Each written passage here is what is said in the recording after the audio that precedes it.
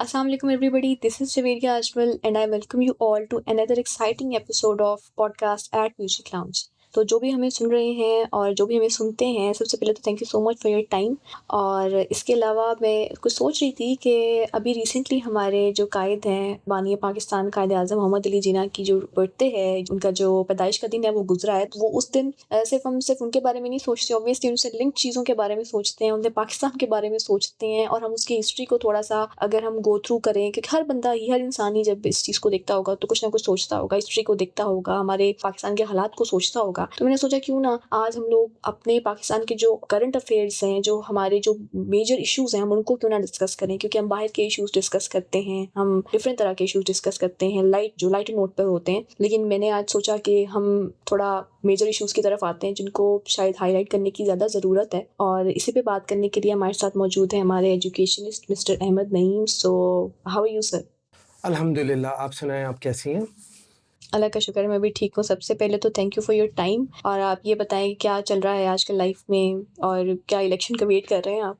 अगर to be honest बात करें तो वेट तो सबको है, क्योंकि ये एक हमारा राइट है कि जो नेशन है, एज ए नेशन बिल्ड्स ही इलेक्शन से होती है। जब आपका एक डेमोक्रेटिक सेटअप जो है वो ग्रो करता है तो तभी आपका मुल्क के अंदर तरक्की आती है। और अगर आपके एक कंसिस्टेंट वे है तो आपने जितने भी तरक्की याफ्ता मुल्कों को देखा होगा, तो democracy is the best key for success. तो आपको लगता है कि elections are there is no rigging? जब भी हमारे इलेक्शन होते हैं तो कोई ना कोई जो पार्टी हार जाती है वो सबसे पहले इल्ज़ाम लगाती है कि रिगिंग हो गई, कि इलेक्शंस जो थे वो ट्रांसपेरेंट नहीं थे। तो आपको लगता है कि ट्रांसपेरेंट है? जब से पाकिस्तान बना है मेरा ख्याल है कोई भी इलेक्शन ऐसा नहीं गुजरा, अगर हम हिस्ट्री में भी देखें, जिसमें ये पॉइंट रेज ना किया गया हो कि यहाँ पे रिगिंग हुई है। कोई भी इलेक्शन, ये अभी कमिंग इलेक्शन की बात नहीं कर रहे, ये पार्टीज यानी कि जितनी भी हमारी पॉलिटिकल पार्टीज हैं ये हमेशा कंप्लेंट इन चीजों पे करती हैं, लोग भी करते हैं। लेकिन एक चीज जो जिसके बारे में मैं सोचता हूँ वो ये है कि हम रिगिंग की बात तो करते हैं, उस रिगिंग को रोकने के लिए या कोई नई चीज इलेक्शंस में इम्प्लीमेंट करने के लिए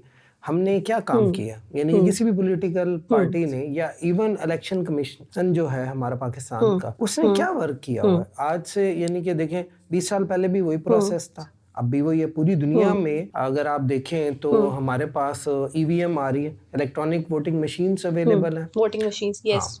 तो उन पे लोग यानी कि करते हैं, उन पे इतने ज्यादा क्वेश्चन रेज नहीं होते क्योंकि एक मल्टीपल है। तो मैं ये सोचता हूँ कि पाकिस्तान में भी ऐसा कोई सेटअप होना चाहिए ताकि कोई भी बंदा ये ना कहे कि ये इलेक्शन जो है उसमें रिगिंग हुई है या प्री पोल रिगिंग है या कुछ भी। आपका क्रिस्टल क्लियर हो और जो जीतता है उसको दी जाए अथॉरिटी कि वो अपनी गवर्नमेंट बना सके। बिल्कुल दी जाए। और अगर आपको भी अंदाज़ा होगा कि इलेक्ट्रॉनिक वोटिंग मशीन्स पाकिस्तान के अंदर आई थी, उनको इम्प्लीमेंट किया गया था, लेकिन रिसेंटली जो हमारा इलेक्शन कमीशन है उन्होंने ही जो है उसको स्ट्रेट अवे जो है उसको ख़त्म कर दिया कि नहीं, वो यूज़ नहीं हो सकती, इलेक्ट्रॉनिक वोटिंग मशीन यूज़ नहीं होगी। और इसका कोई हमारे जवाब नहीं है कि क्यों नहीं यूज़ हो सकती। इसलिए नहीं यूज़ हो सकती कि मे बी वो इतने अच्छे रिजल्ट देती है कि शायद वो किसी को कबूल नहीं है, या फिर जब बायोमेट्रिक पे हम आ सकते हैं, हम बायोमेट्रिक पे इतना वो कर सकते हैं, हर ऑफिस में बायोमेट्रिक है हमारे, तो हम इलेक्ट्रॉनिक वोटिंग मशीन इस तरह की जो मशीन इनको क्यों यूज नहीं कर सकते? तो इसके पीछे क्या उनका हो सकता है माइंडसेट? देखिए कि वही आते हैं ना कि जब आपने फ्री एंड फेयर चीजों की तरफ नहीं जाना तो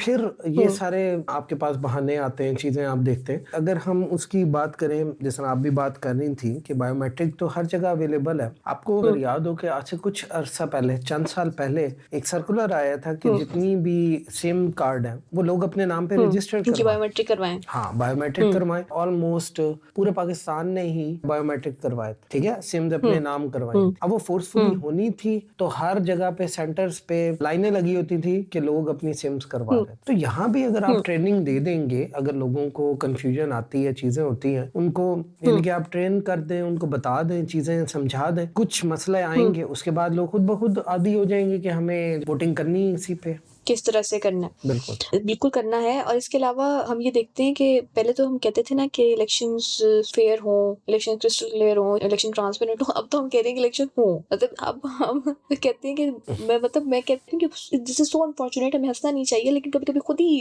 हम ठंडी सांसें बनना शुरू हो जाते हैं कि मुल्क जो है वो आगे जाता है और हम लोग पीछे आए जा रहे हैं कि अब हमें यही नहीं पता कि इलेक्शन की कोई डेट होगी, कोई इलेक्शन होगा भी सही कि नहीं होगा, कि हम किधर अब हम रह रहे हैं, कि कौन सी स्पेस है ये। बस पाकिस्तान पाकिस्तान में अगर देखें ना कीज इशू ये जो आते हैं वो बहुत ज़्यादा ये वाले मसाइल हैं। हालांकि देखें ना कि जिस वक्त एक जो आपका कॉन्स्टिट्यूशन है पाकिस्तान का उसमें बड़ा वाज़ेह लिखा हुआ है कि 90 डेज के अंदर अंदर आपके इलेक्शन होने चाहिए। अब 90 डेज से तो टाइम ज़्यादा गुजर चुका है, ठीक है। कॉन्स्टिट्यूशन को तो फॉलो नहीं किया गया ना। अब यानी कि उन चीज़ों पे हैं, हम थोड़े से डिले की तरफ आए, चीज़ों को देखते रहे, चले ठीक है जी, पॉलिटिकल अनस्टेबिलिटी थी, हालात बेहतर नहीं थे, इकोनॉमी नहीं थी, चले अब भी एक अनसर्टेनिटी है लोगों के अंदर। अच्छा, आप बात कर रही थी ना कि अभी भी हमें आइडिया नहीं है। रिसेंटली अगर अभी भी आज जो हम बात कर रहे हैं, हमें नहीं पता कि रादर इलेक्शन होने हैं नहीं होने, हम चलाएंगे या नहीं होने। हाँ कि क्या आगे सेटअप चलना है। मोस्ट ऑफ द टाइम तो लोग यही जानते हैं कि जी, जिनसे भी अगर आपकी डिस्कशन हो तो लोग यही कहते हैं कि बहुत चांसेस कम है। अब क्यों कम है? अभी भी नहीं होने। हाँ, कि अब ये क्यों कम हो रही है, ऐसी अनसर्टेनिटी क्यों फैलाई जा रही है? हालांकि एक आपका एक राइट है, हर बंदे का एक राइट है कि वो वोट करे, और ये उसका एक लीगल राइट है कि उसकी अपनी चॉइस है कि वो अपने वोट के थ्रू लेके आए, और यही अगर आप देखें तो जमहूरियत का हुस्न है। लेकिन आपको लगता है कि ये जो हमारे पाकिस्तान में मेजॉरिटी जो है वो इस बात को मानती है कि जो इलेक्शंस के थ्रू लोग आते हैं वो फ्री एंड फेयर इलेक्शंस के थ्रू ही आते हैं, कि उनको लगता है कि जो हमने वोट कास्ट किया है क्या उसकी कोई वैल्यू है? क्योंकि अक्सर लोग तो वोट कास्ट करना छोड़ गए हैं मेरे जो सर्कल में, शायद आपने भी देखा हो कि वो नहीं करते। वो कहते हैं कि हमें ज़रूरत नहीं है, कि ये तो फ्री तो होनी नहीं है, फेयर तो होनी नहीं, इलेक्शन तो हम क्यों करें? तो क्या ये अप्रोच ठीक है आपको लगता है? पाकिस्तान का जो सेटअप है, आप अगर देखें तो आपको ये पता लगेगा कि जितने भी अमीर लोग हैं, इलेक्शंस और पॉलिटिक्स सिर्फ उन तक रह गया। आम बंदे की कोई वैल्यू कोई नहीं। अगर कोई बंदा इलेक्शन में खड़ा भी होता है तो कोई उसको वोट नहीं देना चाहता। ये भी तो एक बहुत बड़ा इशू है ना, कि अगर आप चाहते हैं कि मुल्क के अंदर तरक्की आए, कोई और चीज़ आए, तो पढ़े लिखे लोगों को आगे आने चाहिए, जो जानते हों कि ये आम कॉमन मैन के इशू क्या हैं। वो चीज़ें तो यहाँ पाकिस्तान में होती ही नहीं। वो पढ़े लिखे लोगों को मेरा नहीं ख्याल कि पॉलिटिक्स में उनका कोई काम है। पढ़े लिखे लोगों का या पढ़े लिखे लोगों को एंट्री मिलती है पॉलिटिक्स के अंदर, मुझे तो नहीं लगता कि उनको मिलती। काम तो वो बहुत सारे कर सकते हैं, लेकिन बस मसला ये है कि उनको ना कोई एंट्री नहीं मिलती, क्योंकि देखिए बहुत ज़्यादा जो है आपको फंड्स चाहिए इलेक्शन कैंपेन चलाने के लिए। आम बंदा जो एक सैलरीड पर्सन है वो तो ये काम नहीं कर सकता, उसको अपनी जॉब भी करना है, चीज़ें भी चलानी है, तो उसके लिए पॉसिबल नहीं। जो है कैपिटलिस्ट जो हैं वही ये काम कर सकते हैं, ठीक तो है। आपको लगता है कि पीएचडी स्कॉलर नहीं, जो जाली डिग्री होल्डर्स हैं वो ज़्यादा बेहतर चॉइस डेफिनेटली है? हमारा यानी कि सिस्टम ऐसा बना दिया गया है कि यहाँ पे कोई भी पढ़ा लिखा बंदा अगर आएगा तो वो तो चल ही नहीं सकेगा, और जो नहीं चल अनपढ़ सकेगा। है या जाली डिग्री है या कुछ और है, जिनके पास पैसा है, पावर है, वो चल रहे हैं, वो हमें रूल करते हैं, वो हमारे लिए रूल्स मतलब बनाते हैं। जिसके पास जितना पैसा है, डेफिनेटली जो यानी कि गेम जितना ऑफ है, पावर। हाँ, तो वो सिस्टम बनाया गया। हालांकि अगर आप देखें कि हम महज़ब माशरों की बात करें तो, या इंग्लैंड की मैं अगर बात करूं तो वहाँ देखें एक हाउस ऑफ कॉमन है और एक हाउस ऑफ लॉर्ड है, दो यानी कि वो चलाते हैं। कि कॉमन बंदों के लिए जो आने हैं, आपने देखा होगा ना, सुना होगा कि किसी ड्राइवर का बेटा, कोई टैक्सी ड्राइवर, कोई और चीज़, वो वहाँ पे सेनेटर बन गया या वो उनके पार्लियामेंट का मेंबर बन गया, तो कैसे बन रहा है? वो इसी तरह बन रहा है ना कि उसको वोट देने वाले कॉमन लोग हैं, कैपिटलिस्ट नहीं है, जायंट्स नहीं है। जो जायंट्स हैं उनके लिए उन्होंने और वो house vote of lord cast रख भी दिया। होते हैं और वोट फ्रीली कास्ट होते हैं, मतलब उनको कास्ट भी किया जाता है और उनको काउंट भी किया जाता है, और वो डबल कास्टिंग जैसे हमारे यहाँ हो जाती है, रिगिंग, इस तरह कोई चांस नहीं होता एक तभी, सेटअप है क्योंकि ना। वोट तो इधर भी कास्ट हो रहे हैं। हाँ, और उनको देखिए ये जो होती है ना ट्रेनिंग, ये ग्रास रूट लेवल पे की जाती है। उसमें उनको यानी कि बच्चों को ये बताया जाता है कि इट्स योर लीगल राइट तो कि कास्ट योर वोट। आपको, हाँ, आपको अगर कोई भी चेंज लानी है तो आप अपने वोट के थ्रू लेके आएंगे, एहतजाज नहीं करेंगे, बिल्कुल। चीजें नहीं करेंगे। सबसे पहले अपने वोट को एक अप्रोप्रिएट कैंडिडेट चूज करेंगे जो आपकी जो है आवाज वो आगे तक पहुंचाए कि आम बंदे को क्या मुश्किलात हैं, क्या इश्यूज वो फेस कर रहा है। बिल्कुल। तो हमारे यहाँ तो ऐसा होता ही नहीं। हमारे यहाँ तो कॉमन पर्सन की जो भी इश्यूज आ रहे हैं वो आगे रिपोर्ट ही नहीं होते। जब वो रिपोर्ट नहीं होते तो उनका नहीं कोई होते। काम ही नहीं होता। रिपोर्ट नहीं होते हैं, शायद रिपोर्ट हो भी जाते हैं लेकिन शायद कोई उनको इतना सीरियसली नहीं लेता, उसको हाईलाइट नहीं किया जाता, क्योंकि एक इशू आ जाता है, हम इसको मीडिया में भी देख रहे होते हैं, तो फिर कोई ना कोई इक्का दुक्का शायद कोई एक्शन होता हो इश्यूज के ऊपर, बाकी सारे दब जाते हैं क्योंकि मीडिया भी पहले से पहले आने की दौड़ में होता है। फिर जो नई खबर आई जी जो उसको चला दिया, जो पुराने इशूज हैं वो दब गए। भाई जैसे हम बात करें, अगर हम इसी की बात करें तो सैलाब जदगान की बात करें, जब नया नया सैलाब आया था तो हर जगह पे यही खबर थी, कितने सारे लोग बेघर हो गए, इतने सारे लोगों की डेथ्स हो गई, इतने सारे लोगों को मेडिकेशन की ज़रूरत है। उस वक़्त कुछ ना कुछ हो भी रहा था उनके लिए। अब आप देखिए कि वो किधर हैं, उनको घर क्या मिले हैं, क्या बने हैं, नहीं। हमें वो ना देखने को मिलता है, ना सुनने को मिलता है उनके बारे में कुछ। तो कैसे उनको कुछ कोई उनके लिए कोई बेहतरी आएगी?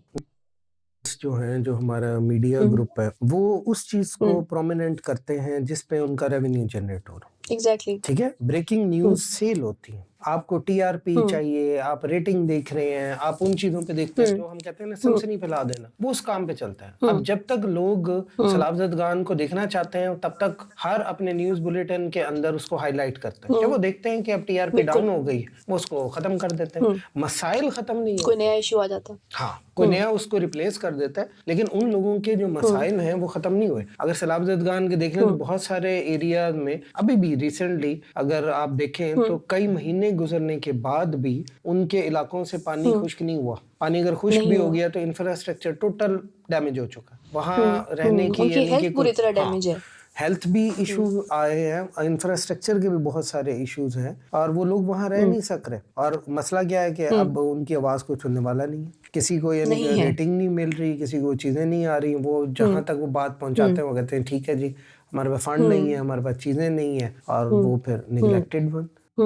मतलब एक कह दें कि एक प्रोजेक्शन है, एक चीज़ का प्रोपेगेंडा है, एक तरह से कह लें कि जिस चीज़ को जितनी हद तक हमें हाइलाइट करना होता है, वो हो जाता है। उसके बाद जब हुँ, उसका एक असर ख़त्म हो जाता है, ये लोगों के ज़हनों से वो बात निकालने के लिए उसको कोई नया बड़ा इश्यू लेके आ जाता है। क्योंकि जब जैसे इलेक्शन देख लें, जब इलेक्शन की बात हम करते हैं कि इलेक्शन कब होंगे, कैसे होंगे, जब कुछ ज़्यादा लोगों के अंदर अवेयरनेस आना शुरू होती है, तो एक ऐसा कोई बड़ा इश्यू आता है हमारे मुझे लगता है ये कोइंसिडेंस नहीं हो सकता, शायद आपको भी ये लगता हो कि कोई बहुत ही कोई बड़ा इश्यू जैसे पेट्रोल पंप गिरा दिया कि भई उनको अपने ऊपर ही इतना वो फ़ोकस करवा दो अवाम को कि बेचारे ये कहेंगे मेरे तो बाइक में ही पेट्रोल नहीं है, मैं क्या कहीं जाके कोई और बात करूँ। वो अपने ऊपर ही इतना वो फ़ोकस्ड है कि उसको यही ना हो कि इलेक्शन हो रहे हैं, नहीं हो रहे, भई मेरी क्या लगी इससे? मैं तो ये देखूँगा कि मेरा फाइनेंशियल स्टेटस क्या है, मेरे बच्चों को खाना मिल रहा है कि नहीं मिल रहा, या मैं अपने पूरा कर पा रहा हूँ अपनी इनकम के अंदर अपना जो हैं खर्चे वगैरह या उनको नहीं कर पा रहा। आम बंदा जो है ना, जिसको हम कहते हैं ना कि पाकिस्तान का जो सफ़ेद पोश तबका है, ठीक है? जो जॉब पे हुँ, हैं, जिनकी सैलरीज़ 25-30,000 या 35,000 तक आ रही हैं, वो हुँ, बेचारे भी कुछ हुँ, नहीं कर पा रहे। देखिए उनके हुँ, फ्यूल का खर्चा अगर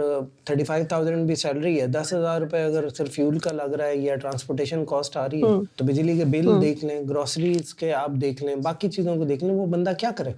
हुँ, अब वो जॉब पे होता बिल्कुल। हुआ भी वो भीख नहीं माँग रहा, वो अपनी मेहनत कर रहा है। हुँ, आप अगर यहाँ पे हुँ, हुँ, फ़कीर किसी को देख लें, वो तो हुँ, उस बंदे से जो जॉब कर रहा है कई ज़्यादा कमाते हैं। फिर भी लोग हुँ, उनकी मदद कर बिल्कुल। देते हैं, लेकिन वो लोग जो माँगते ही हुँ, नहीं हैं किसी से, कोई चीज़ नहीं करते हुँ, और वो हुँ, बेचारे पिसे हुँ, हुए हैं, उनके लिए कोई बात ही नहीं होती। यानी कि अगर आप ये बजट हुँ, देख लें, हुँ, पढ़े-लिखे जितने भी हमारे ये लोग हैं, स्टार्टिंग सैलरी हुँ, कितनी है? 15,000, 20,000, हुँ, 25,000, इससे ऊपर देते ही बिल्कुल, नहीं। मार्केट के हालात बहुत ख़राब हैं। ठीक है? हुँ, आपका कोई रूल हुँ, नहीं, कोई रेगुलेशन नहीं है कि मिनिमम सैलरी कितनी हुँ, होनी चाहिए। उसकी कोई इम्प्लीमेंटेशन नहीं। हुँ, हर दफ़ा आप यानी कि हुँ, देखते हैं इलेक्शन में ऐलान हो जाता है कि जी मज़दूर की कम से कम उजरत जी इतने हज़ार रुपए। अब हुँ, एक पढ़ा-लिखा बंदा जिसने ग्रेजुएशन की हुई है या जिसने हुँ, कोई बैचलर्स बिल्कुल। किया हुआ है, उसको आप देखेंगे ऑफ़िसेज़ में या किसी भी कंपनीज़ में, हुँ, मैंने ये भी देखा है कि हुँ, 5-5 7-7 हज़ार रुपए पे भी उन्होंने हाँ, ग्रेजुएट्स हायर किए। मिनिमम कम वेज पे, से भी कम ठीक है? उस एक उनको मिल रही पढ़ा-लिखा है और वो उस बंदा पे काम कर रहे हैं। हाँ, और वो कर रहे हैं, वो कहते हैं हुँ, जी हमने एक्सपीरियंस लेना है, हम क्या करें? आप सिर्फ हुँ, इंटर्नीज़ हुँ, को ही देख लें, कितनी यानी कि कंपनीज़ में हुँ, आपको एज़ ए इंटर्नशिप ऑफ़र कर देते हैं जी 6 महीने आपने फ्री काम करना। एग्ज़ैक्टली। आपके एक्सपेंस लग हुँ, रहे हैं, हुँ, आप अगर आउट ऑफ सिटी से बिलॉन्ग कर रहे हैं, तो आपको रेज़िडेंस की कॉस्ट हुँ, पड़ रही है। आपके डेली बेसिस के रेज़िडेंस जो चार्जेस, हाँ, आपका ठीक है? कन्वेंस हाँ, चार्जेस, कन्वेंस चाहिए, खाना-पीना। आपने खाना-पीना करना हुँ, है, तो 6 महीने हुँ। विदाउट पे कैसे सर्वाइव करेगा कोई बंदा? किस तरह वो चीज़ें चलेंगी? और उसके बाद जो सैलरी है, वो भी बड़ी मिनिमम है। कि मतलब आप हैंड टू माउथ ही रहते हैं कि हालात बद से बदतर एक होते जा ये रहे हैं। सर्कल हुँ, बनाया गया है कि एक जो आम हुँ, बंदा है, जो मेहनत कर रहा है, जो किसी से माँग नहीं रहा, अपना काम खुद कर हुँ, रहा है, उसको आपने उस चीज़ हुँ, में फँसा दिया है कि वो बस इसी टेंशन में रहे कि मेरा बिजली का हुँ। बिल नहीं हुआ। कि वो उसी सर्कल ठीक में है? है कि हाँ, बस मैंने कमाना है और मैं लगाना है, ग्रोसरी कमाना है और के जो लगाना है कि है अब ना, उससे वो निकल ही नहीं चीज़ें पा कैसे रहा। पूरी करूँ, मैं बिजली का बिल कैसे पूरा हुँ, करूँ, फ्यूलिंग कैसे करूँ, ठीक है? हुँ, कन्वेंस अलाउंस, खाना-पीना, हुँ। वो इसी टेंशन में ही सारा दिन रहता है। उसको और इससे पूरी क्या है ज़िंदगी गुज़ार देता है। हाँ, कि हुँ, हुँ, इलेक्शन हो, ना हो, कोई चीज़ चले, हुँ। ना चले, कौन आए, उसके कौन लिए ना तो आए। हाँ, हुँ, उसको तो कोई फर्क नहीं पड़ रहा। और ये यानी कि अगर आप देख लें तो पिछले 76 सालों से मुल्क हमेशा नाजुक सूरत हाल से ही गुजर रहा होता। हाँ, वो खत्म नहीं हुई। वो हमें यही होता है कि कभी कोई अच्छे हालात नहीं आए, कोई कह दे आप कि हाँ हमेशा अच्छा ये ठीक है अब सुनेंगे हम कि ग्रो जी कर रहे हैं। इस वक्त मुश्किल वक्त से गुजर रहा है, ये वक्त गुजर जाएगा तो अच्छा वक्त आएगा। 76 सालों से वो अच्छा वक्त हर किस वक्त कहाँ कोई है? नया इशू, हर हाँ, साल कोई नया इशू। आप यानी कि डिक्लाइनिंग पे।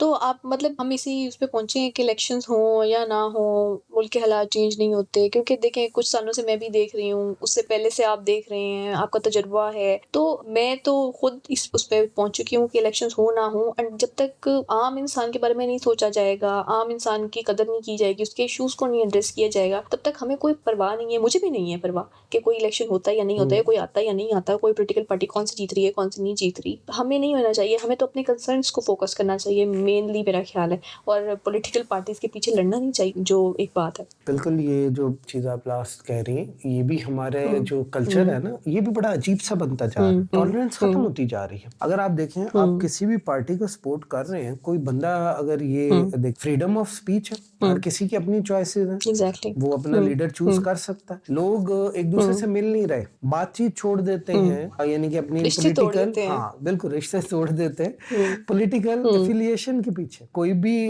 पॉलिटिशियन है, उसने आपके घर नहीं आना, आपके रिश्तेदारों ने आना। अगर आपकी कोई खुशी गमी है तो उस पॉलिटिशियन को तो पता ही नहीं होगा कि ये मेरा कितना डाई हार्ड फैन है, इसने यानी कि क्या मामला आता है, ये अपने खानदान से जो है वो लड़के बैठा हुआ है, उसको क्या पता। हाँ ठीक है, बिल्कुल। तो आप यानी कि बिल्कुल। लोगों को ये चाहिए कि एक दूसरे की रिस्पेक्ट करें, जो भी पॉलिटिकल वेज हैं उनके लिए पर्सनल ना हो। ठीक है, उसकी अपनी चॉइस है। एक दूसरे के ओपिनियंस की हाँ, रिस्पेक्ट करनी रिस्पेक्ट चाहिए, करें कि और ठीक है, चाहे सिर्फ पॉलिटिकली नहीं, मेरे ख्याल है हर मामले में एक दूसरे के ओपिनियंस को रिस्पेक्ट देना करनी चाहिए, चाहिए बजाय बिल्कुल। के लड़ने के। लेकिन आजकल बिल्कुल इसका रिवर्स सिनेरियो चल रहा है, लोग ऑपोजिट। देखें ना, दूसरा इम्पैक्ट ये भी है ना कि लोग डिस्टर्ब बहुत ज्यादा, गुस्सा हर बंदे के अंदर आ रहा है, चीजें चल रही हैं, वो बहुत भरा उसका हुआ है। इजहार नहीं कर पाता। अब जहां उसको वो स्पेस थोड़ी सी मिलती है तो वो अगले बंदे को कहता है कि मैंने उस पे सारी की सारी अपना जो भी कोई उसको टेंशन थी, कोई और चीज थी, उस पे बोल के वो निकाल देता। ये नहीं देखता कि मेरी जो भी थी वो सारी एनर्जी के साथ उस पे निकल जाता है। निकल लेते वो और उसके बैक बाद एंड पे हर इंसान बहुत सारे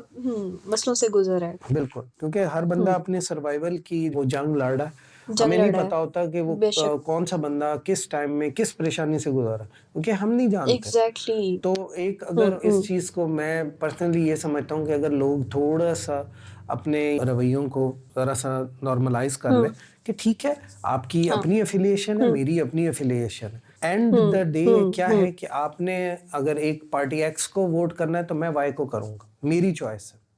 ठीक है, अभी हमें डिबेट करने की जरूरत नहीं है कि कौन इस पे आर्ग्यू सुपीरियर नहीं है और करना कौन चाहिए, इस पे लड़ाई इंफीरियर नहीं है। करनी हाँ चाहिए। बिल्कुल, कि आप कहें ठीक है मेरी चॉइस है, मुझे ये बेहतर लगता है, जो डे आएगा मेरा मैं ख्याल उस है दिन कि डिसाइड फोकस करूंगा। करने के लिए, जी बिल्कुल, बिल्कुल फोकस करने के लिए बहुत से और इश्यूज हैं। जैसे हमने बात की कि जो पाकिस्तान का जो मेजॉरिटी है, स्पेशली यंगस्टर्स जो हैं, वो बेचारे अपनी बका की जंगी लड़ रहे हैं, अपने सर्वाइवल की जंग लड़ रहे हैं कि फाइनेंशियली किस तरह से इंडिपेंडेंट हो जाएं, क्या करें, स्पेशली लड़के जो हैं। तो अब देखें कि हमारे पाकिस्तान में टैलेंट की कोई कमी नहीं है। अब जब भी कोई इस तरह का कोई होता है कि जी कोई भी बड़ा इवेंट होता है, चाहे वो ओलंपिक्स हो, चाहे वो कोई भी अब कह लें स्पोर्ट्स हो, या इसके अलावा एजुकेशनल प्लेटफॉर्म्स भी हमारे पाकिस्तानी ही हमें बहुत ज़्यादा जो है इन नज़र आते हैं, हमें अच्छी पोजीशंस पे नज़र आते हैं। तो इसका मतलब है टैलेंट तो है हमारे मुल्क में, ऐसा नहीं है कि नहीं है। लेकिन वो टैलेंट कितना दब जाता है सिर्फ इन सिनेरियोज की वजह से कि वो एक इंसान अपने आप को शायद पूरी ज़िंदगी वो ना खुद को ढूंढ पाता है, ना ही वो अपना जो टैलेंट है उसको बाहर लेके आ सकता है, ना इतनी अपॉर्चुनिटीज़ हैं, और ना ही उस बेचारे के पास इतना टाइम होता है कि वो खुद के लिए सोच सके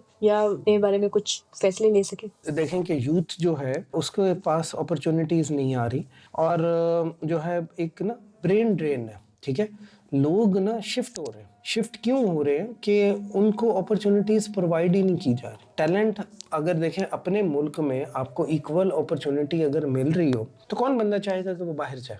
पर मसला ये है कि हमारे यहाँ पे जितने भी लोग हैं वो ये कहते हैं कि हमने यूथ को तैयार करना है, यूथ को हमने आगे लाना है, इस मुल्क को यूथ ने संभालना है। प्रैक्टिकल इम्प्लीमेंटेशन कहाँ है?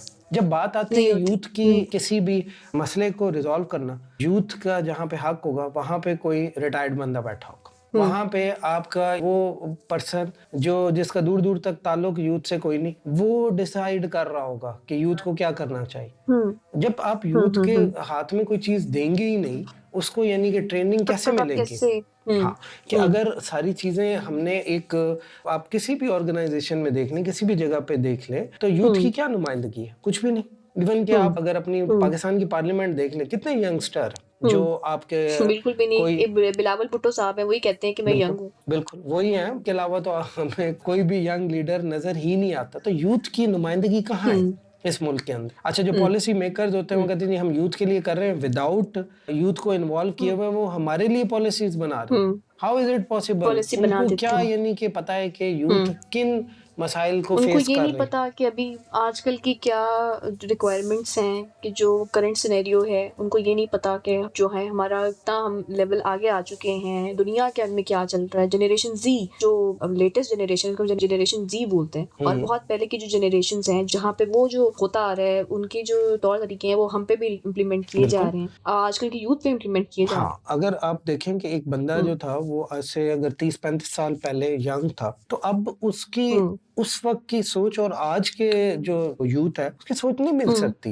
कि ये अब जो नहीं यंगस्टर मिल है ये सकती। कंप्यूटर एज के हैं, वो दौर अलग था, आज का दौर अलग है, थिंकिंग बड़ी चेंज हो चुकी है। तो जब तक उनको नुमाइंदगी नहीं आएगी तो ये ब्रेन ड्रेन तो होता रहेगा। जब आपने यानी कि किसी भी चीज तो को वही रोकना नहीं है, अगर उनको उनसे डिबेट नहीं होगी, उनके मसाइल नहीं पूछे जाएंगे, उनके क्या इश्यूज आ रहे हैं, चीजें क्या चाह रही है यूथ, तो ये सब कुछ तो फिर चलता रहेगा, अपॉर्चुनिटीज लोगों को मिलती यही रहेंगी। चलता रहे। और अगर आप देख लें कि जितने भी ये तरक्की याफ्ता मुल्क हैं, उनके अंदर जो मेजर जो ब्रेन्स आते हैं वो इन्हीं अंडर डेवलपमेंट कंट्रीज से आते हैं। यंग पीपल के आते हैं। हाँ, यानी कि उनको पिक करते हैं और अपने मुल्क में उनको फैसिलिटेट करते हैं, और बाकी तमाम लोगों के लिए वो रास्ते ब्लॉक करते हैं, और वो कहते हैं जी ठीक है जी सेटल हो जाए।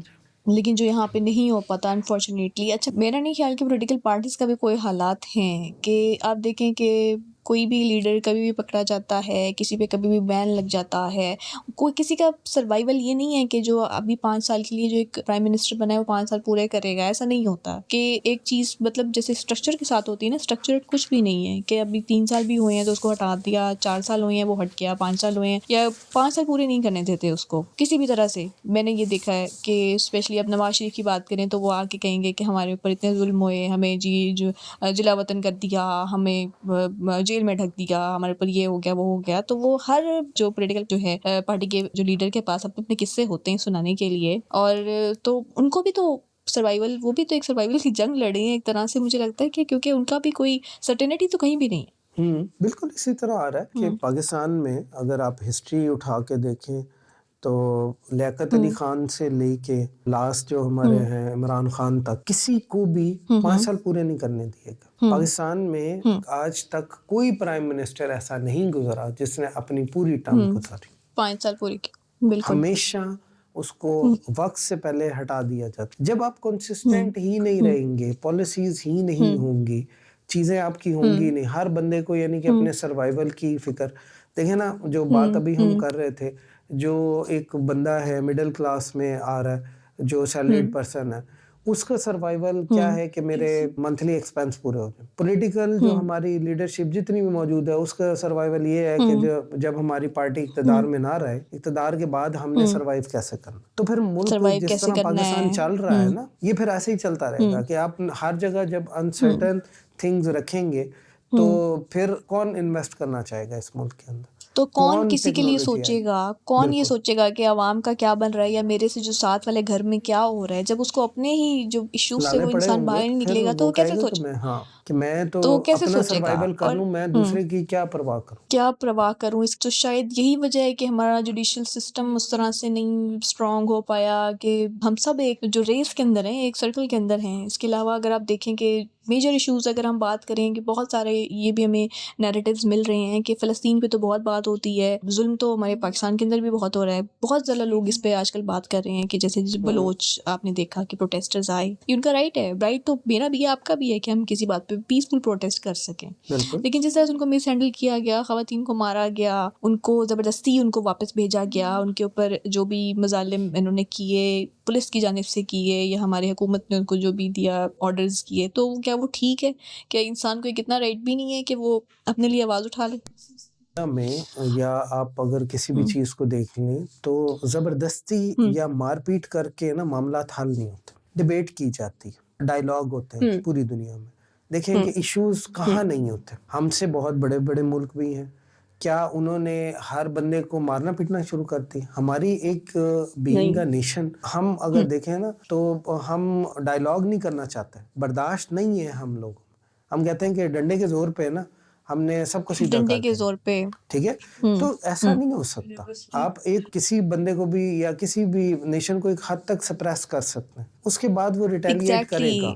जब वो रिटेलिएट करेगा, मुझे लगता है कि हम ओवरली प्रेशराइज्ड हैं इस टाइम, और बिल्कुल, इसकी रिटेलिएशन बहुत बुरी आएगी अगर आई तो। बिल्कुल, क्योंकि इस चीज़ को अगर देखें कि आप अगर जिन पे देखें कि औरतों को मारा गया या चीज़ें की गई या कुछ भी चीज़, कोई भी बंदा जाता उनसे बातचीत करता, डिबेट करता कि जी आपका ये इशू है, आप यहाँ से उठ जाएं, लोगों को तंगी हो रही है, बाकी चीज़ें चल रही हैं, आपके जो भी मुतालबात हैं हम उनको सॉल्व करते हैं, आपके जो भी इश्यूज हैं वो हम करते हैं, पीसफुली चीज़ें होती हैं, ठीक है? कि फौरी लोग नहीं मानते, लेकिन जो डायलॉग करने वाले लोग होते हैं वो मनवा लेते हैं, कुछ आप उनकी मानते हैं, कुछ उनसे मनवाते हैं, और फिर एक मिडिल वे आप फाइंड आउट करते हैं, बैलेंस करके उनको कहते हैं कि ठीक है जी आपका इशू ये हम रिजॉल्व करेंगे। लेकिन अनफॉर्चुनेटली हमारा वो माइंडसेट रहा ही नहीं। हम कहते हैं कि नहीं, जिस तरह हमारी यानी कि पॉलिटिकल एफिलिएशन में अदम बर्दाश्त है, इसी तरह हमारे माशरे में आप देख लें किसी भी इशू, इवन कि आप रोड पे निकले या कहीं पे जाएं, आप देखेंगे कि हर बंदा लड़ने के लिए तैयार खड़ा, कोई अपनी मिस्टेक मानना नहीं चाह रहा, कोई भी बात हो जाए, और वो एक मिनट में वो कहेगा कि जी मेरा ये रेफरेंस है, मेरा ये चीज़ है, अभी रुको मैं तुम्हें जो है देख लेता हूं। तो ये एज ए नेशन हमारी किस किस्म की लर्निंग हो गई है कि हमने वो किसी गुस्सा और वो चीजें, रिवेंज, बस हर बार किसी से बदला लेना है आपने। हाँ, तो ये वाली चीजें यानी कि अगर थोड़ी सी नेशन को स्पेस मिले, वो अपनी जरा कोई काम में लगे, ठीक है, तो ये चीजें ना जरा बेहतर हो सकती हैं, क्योंकि हमारे पास टॉलरेंस क्रिएट हो। दूसरा एक इम्पैक्ट ये अभी आता है, ये भी अगर आप देखें, हमारे यहाँ पे नेशन को करने का कोई काम नहीं, आधे से ज्यादा लोग वेले फिर रहे हैं, उनके पास कोई काम नहीं। अच्छा, जो काम अवेलेबल भी हैं, जो दूसरा इम्पैक्ट ये है कि लोग करने को तैयार नहीं होते। एक तो माइंडसेट, पहली चीज छोटा ये काम है, हम नहीं करेंगे। हाँ, पहली चीज ये आ रही है कि आपको काम नहीं मिल रहा। दूसरी चीज ये है कि जो काम मिल रहा है वो आपके पसंद के मुताबिक नहीं आ रहा। बहुत सारे मैंने लोगों को ये भी देखा, वो कहते हैं जी काम बड़ा सख्त है जी, हम नहीं कर सकते, पैसे तो अच्छे हैं, लेकिन जो है ना मेहनत बहुत करनी पड़ती है। अगर आप मेहनत से दिल चुरा रहे हैं तो हाउ इज इट पॉसिबल कि आप तरक्की करेंगे? फिर तो ये कुछ भी नहीं हो सकेगा। और ये इर्द गिर्द आप देख लें तो ये बहुत ज्यादा है। आप किसी भी बंदे को बुलाते हैं या कोई भी चीज है, थोड़ा सा सख्त काम होगा, वो कहेगा जी मैं तो नहीं करता, मैं तो ये काम करने को तैयार ही नहीं हूँ, ये चीज हो ही नहीं सकती, क्योंकि हम शॉर्टकट्स ढूंढते हैं कि बस किसी तरह से भी, कहीं से भी कोई ना कोई बस हमारे हाथ आ जाए चिराग वाला दीन का, और बस हम एकदम से कुछ ना कुछ बन जाए। ऐसे तो नहीं होता, बिल्कुल, तो ऐसा हो भी नहीं सकता।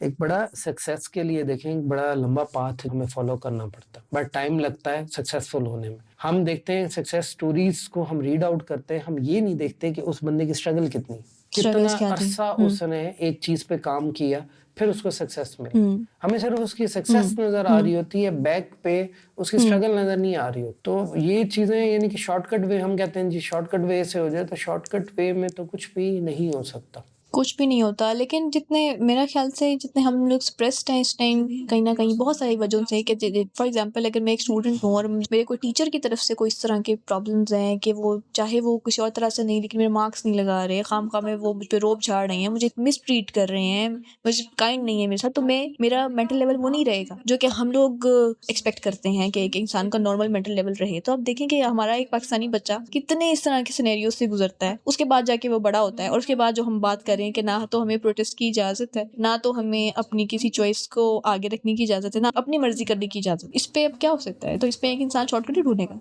बिल्कुल, उसको जो वे आउट मिलेगा, जो शॉर्टेस्ट वे होगा, वो कहेगा जी यही सबसे बेहतर, आसानियां तलाश करेगा, क्योंकि हमारे जो नॉन इश्यूज हैं वो इश्यूज बना दिए गए, जो बेसिक नेसेसिटीज हैं वो हमारी लग्जरीज बना दी गई। पूरी दुनिया में जो चीजें आ रही हैं, इवन के अगर आप देखें कि पाकिस्तान के अगर हम सेक्टर में देखें, बहुत सारी चीजें ऐसी हैं कि जो दुनिया में उनकी कोई वर्थ ही नहीं, और पाकिस्तान में मिलियंस ऑफ रुपीज आपको पे करने पड़ते। एग्जैक्टली, उन्हीं चीजों के लिए पाकिस्तान में ओन नहीं किया जाता अपने लोगों को। जब ओन ही नहीं हो रहा होगा, कोई अगर मुल्क ओन नहीं कर रहा अपनी ही नेशन को, तो फिर नेशन तो लाचार है, उसको जहाँ रास्ता मिलेगा, जो चीजें चल रही होंगी वो उस तरफ चल पड़ेंगे।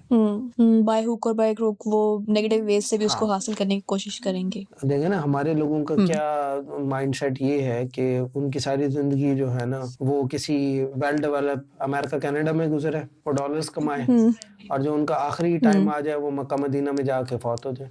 एग्जैक्टली वो ये सोच है तो ये कॉमन मैन की। माइंडसेट हमारा यानी कि चल रहा था। पाकिस्तान तो उसमें कहीं भी नहीं आता। हर बंदा, हर यूथ, जो भी यंग पर्सन है जो डिग्री कर रहा है या कोई स्टूडेंट है, वो ये कहता है कि जी एज सून एज पॉसिबल मैं यहाँ से निकलूं। तो फिर निकलने पाकिस्तान की को क्या? वजूहात भी तो है ना, निकलने बिल्कुल की वजूहात भी हैं कि जब आप ओवरली प्रेशराइज्ड हैं बहुत सारी चीज़ों की वजह से और स्ट्रेस्ड आप आउट है। अपनी आवाज़ नहीं उठा सकते। 2-3 तरीके होते हैं ना कि अपने डिप्रेशन को निकालने की, या तो आप चीखें दहाड़ें, या तो आप किसी को अपनी बात रजिस्टर करवाएं, या आप रोएं धोएं और चुप होकर बैठ जाएं, या फिर आप उसे एस्केप ढूंढ लें। यही एस्केप है कि हम बाहर चले जाते हैं, हम बाहर अपॉर्चुनिटी ढूंढने लगते हैं, हम यहाँ से नाउम्मीद हो जाते हैं। और ये बड़ी अनफॉर्चुनेट बात है कि हम अपने मुल्क से नाउम्मीद होकर चले जाते हैं। अच्छा, उसकी भी देखिए ना रीजंस वही आ रही हैं कि जब कोई स्ट्रक्चर ही नहीं है, जब कोई रिफॉर्म्स ही नहीं की जाती, कोई यानी कि चीजें आती ही नहीं है, कुछ भी नहीं होता, तो फिर नाउम्मीदी तो बढ़ती है। जब बंदा देखता है कि जी एक बंदा जो नाअहल है वो एक बड़े अच्छी पोस्ट पे बैठा हुआ, ठीक है, उसका कोई रेफरेंस है या कोई भी चीज आ रही है,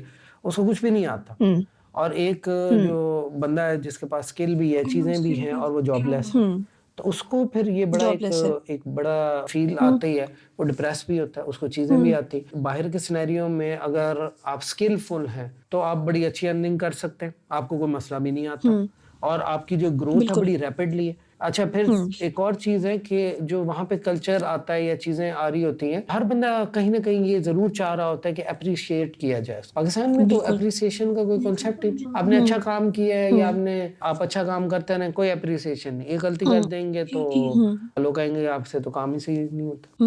बिल्कुल वो आपको ज़ीरो पे लाके खड़ा कर देते हैं। मैं आपसे अपना एक एक्सपीरियंस शेयर करूँ, मेरा पिछले साल लास्ट ईयर मेरा बलूचिस्तान जाने का एक इत्तेफ़ाक हुआ था, और वहीं से मेरे बहुत सारे परसेप्शन बलूचिस्तान के लिए भी चेंज हुए थे। तो वहाँ पे सपत बीच इज़ अ प्लेस, और उससे थोड़ा-सा डिस्टेंस पे मड वोल्केनो हम लोग देखने गए थे। और वो मड वोल्केनो अब ये भी नहीं है कि वो जगह कोई ऐसी है कि बहुत बुरी तरह बना हुआ है, प्रॉपर सीढ़ियाँ बना के उसका प्रॉपर एक वे बनाया हुआ है जिसके थ्रू आप 150 सीढ़ियाँ हैं कि कितनी है कि आप चढ़ के जाते हैं, आप वोल्केनो देखते हैं, आप उसको एक्सपीरियंस करते हैं, और फिर आप नीचे, लेकिन कोई टूरिस्ट नहीं है वहाँ पे, और एक ऐसी जगह है जो बिल्कुल सुनसान के लगता है कि कोई आके कोई इस तरह का कोई थेफ्ट या हरासमेंट का कोई केस ना हो जाए, बिल्कुल खाली। तो देखिए उसको आबाद करने के लिए क्यों कोई कोशिश नहीं की जाती। देखिए ना, उसमें अगर आपके कोई रिजॉर्ट्स आ जाएं, कोई फूड कोर्ट्स आ जाएं, या कोई होटल्स आ जाएं, या आप कोई टूरिस्ट पॉइंट बनाएं कि लोगों को करें, अट्रैक्ट करें कि ये जी एक हमारे पास जगह है, आके आप देखें, कैंपिंग की कोई ऑप्शन दे दें, कोई उसके साइड पे करें, तो डेफिनेटली लोग आना शुरू हो जाएंगे।